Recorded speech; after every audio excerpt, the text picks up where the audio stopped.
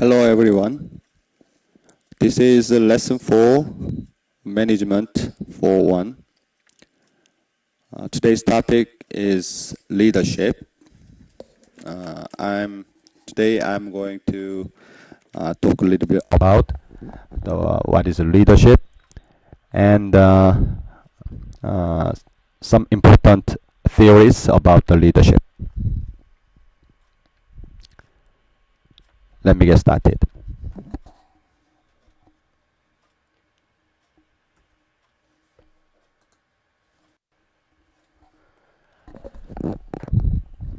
Okay, there are many definitions of leadership.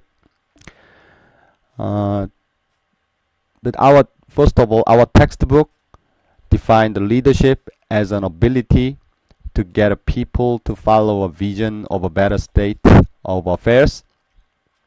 But I think that definition is narrow definition, and a textbook introduced another definition that the leadership is a social influence process, involves determining a group's objective and motivating behavior to make them to achieve the objective. And I quote the another definition of leadership from Ivancevich's textbook. He said the leadership is an influence, okay, in an organizational setting or situation, and the leadership can produce effect, meaningful, and have a direct effect on accomplishing a goal. So, in summary, the leadership is about influence. Influence on the people. Why leader should influence on people, employees? Because to accomplish a goal. So influence, goal, and motivation, those are key words about the concept of leadership.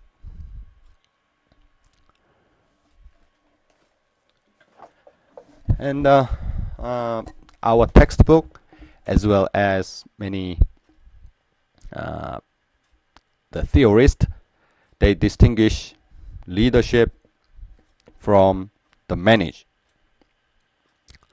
So manager and the leader, they distinguish two concepts.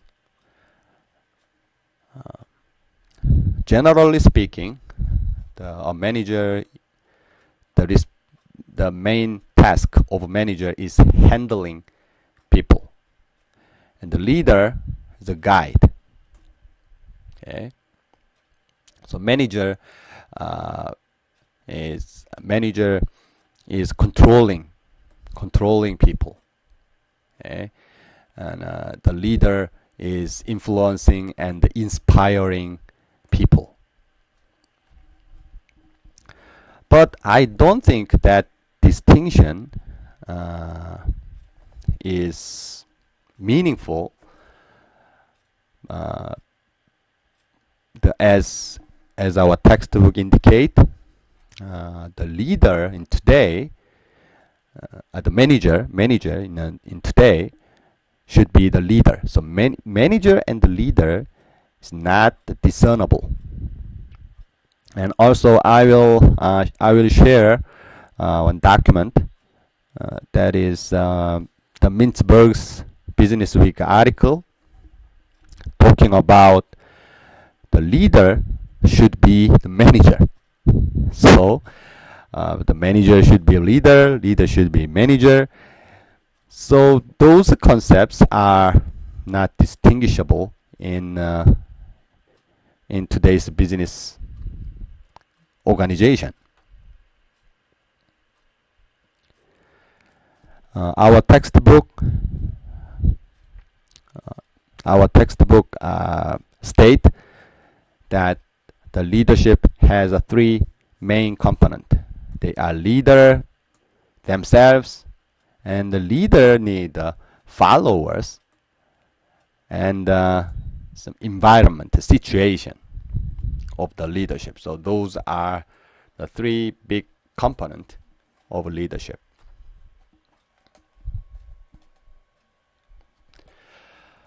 Okay, many people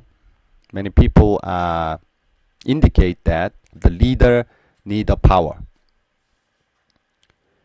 and but the power is not a unitary concept. The power has the different nature depending on the situation and the leader. Those are position power. The position power is called the legitimate power or formal power. That power is based on the position, CEO, manager, something like that. And the reward power is the ability to give or withhold rewards. That is a reward power. And another side of a coin is a coercive power. That is the power that can influence others through the punishment and the reward. Those are both sides of coin. And expert power is based on the knowledge and the skills. And so that the expert advice, expert opinion is powerful and influential because that expert has the knowledge and the skill. And the referent power, that comes from the personal characteristics. So that the people can respect or admire that the leader. So the leader has a power, and that is the different kinds. Okay, depending on the leaders themselves and depending on the context. So with that power, the leaders can influence on the behavior of subordinates. Okay, there are many kinds of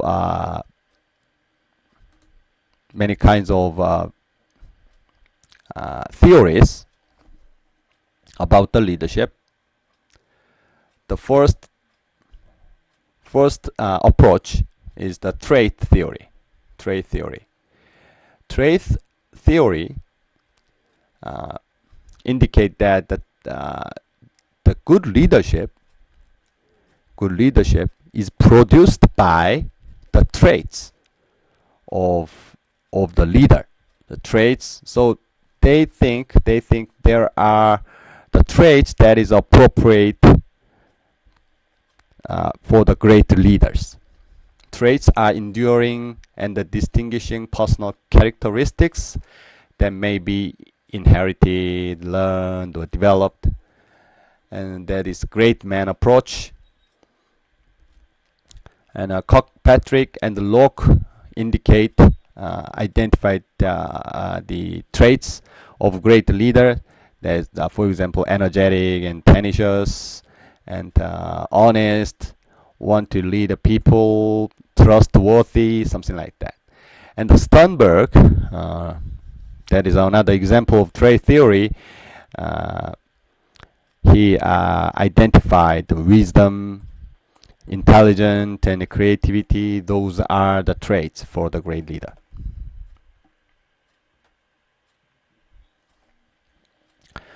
And authentic leadership is the kind of trait approach, but is very recently that the authentic leadership gains gains attention. Okay, the authentic leadership is defined as a process that draws from positive psychological capacities and the highly developed the organizational context, which result in both greater self-awareness and the self-regulated positive behavior, fostering the positive self-development. So authentic leadership has four main characteristics, four main traits: the balanced processing, internalized moral perspective, and the relational transparency and the self-awareness. Okay, so that the authentic leader is a leader who has a psychological characteristic like this.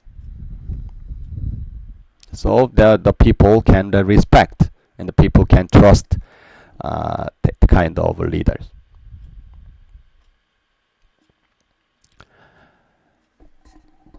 Okay, this is a diagram that how traits affect the leader's performance.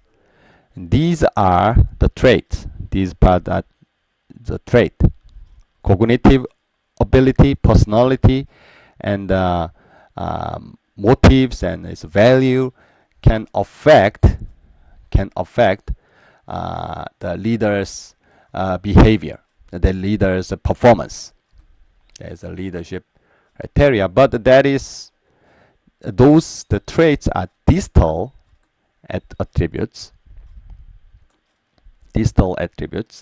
and that the more the proximal attributes that is more directly affect the leader's performance are the skill and the knowledge.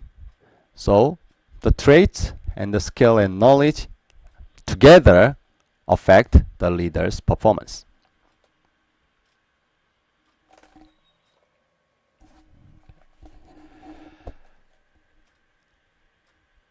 Okay, another theory is path goal theory. That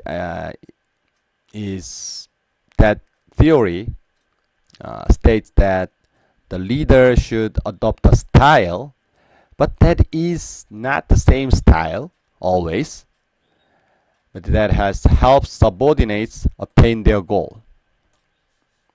So based on the situation where such as the reader's readiness and the organizational stage,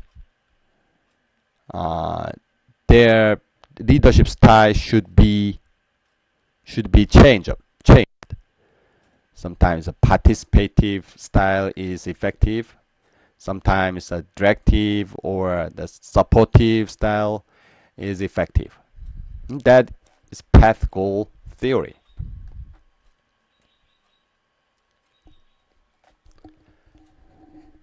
Okay, and the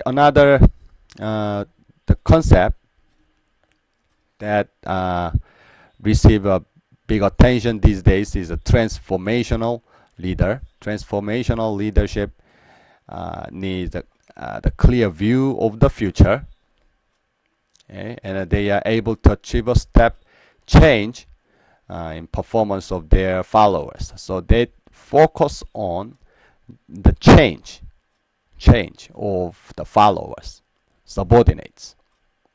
Okay? The transformational leader has 5 main components: charisma, intellectual stimulation, individual consideration, and the management by exception. That means they empower the employees, but they intervene only when the problems are found. So if there is no problem, they do not intervene in the process, and they focus more on the reward rather than the punishment.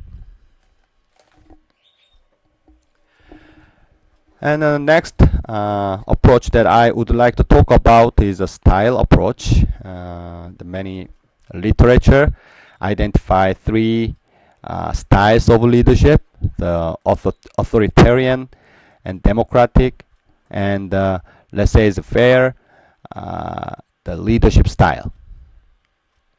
So the authoritarian leader is like micro managers. They make a decision for everything. They coercive, and they give a detailed instruction.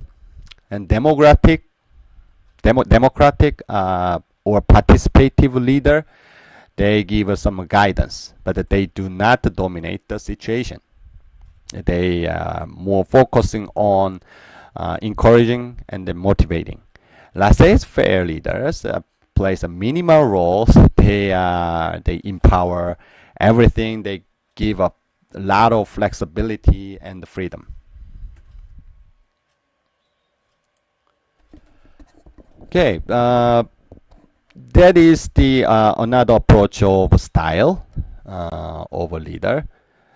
But this framework is very popular.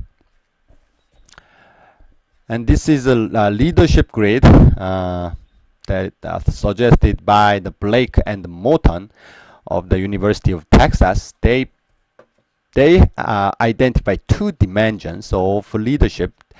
The one is concerned for the production. The other dimension is concerned for the people. So they group into the management and the leadership style based on those two dimensions.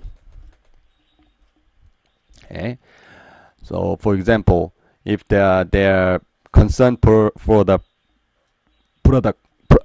productivity is low and concern for the people is high, that is country club management. Okay. And the opposite, they very high concern for the production but very low for the people, that is a task management. So ideal type of leader is a team management. It's, concern for the people is high and the concern for the production also high. The most of leaders classified like this, in the middle, somewhere in the middle, between the extremes.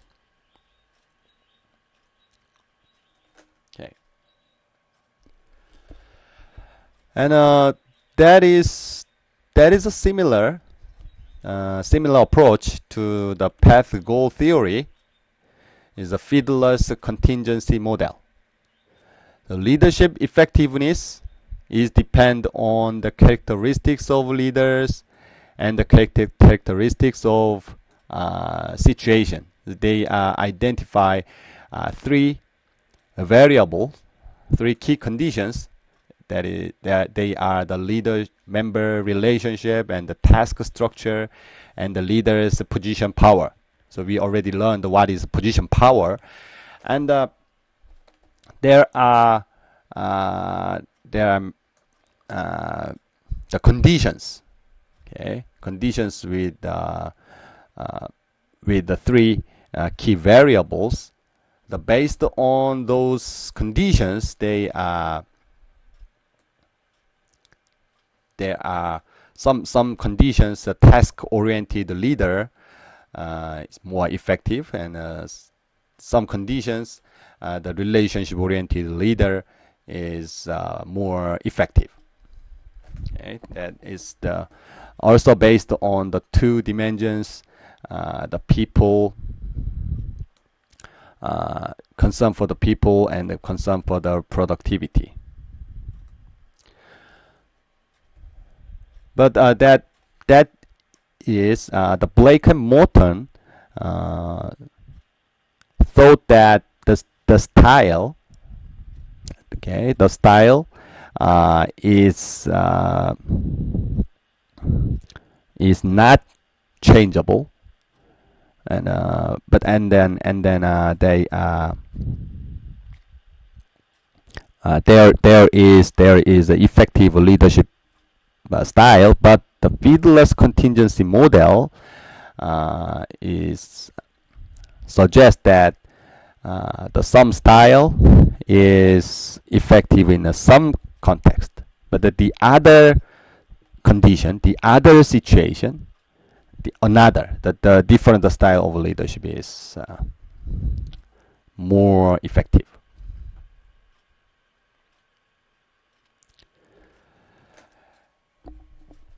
And situational leadership theory is the similar approach that is developed by the Hersey and Blanchard that focus on the followers' readiness.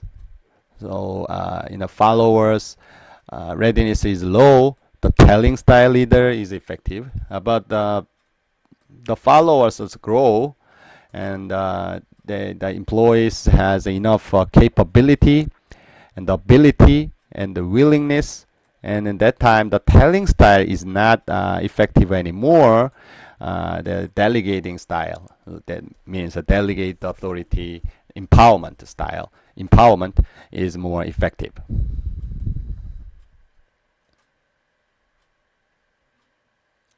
Okay, and this model is not written in the textbook, but I would like you to learn it. The leader substitute model that state that certain characteristics of people or the situation can make direct leadership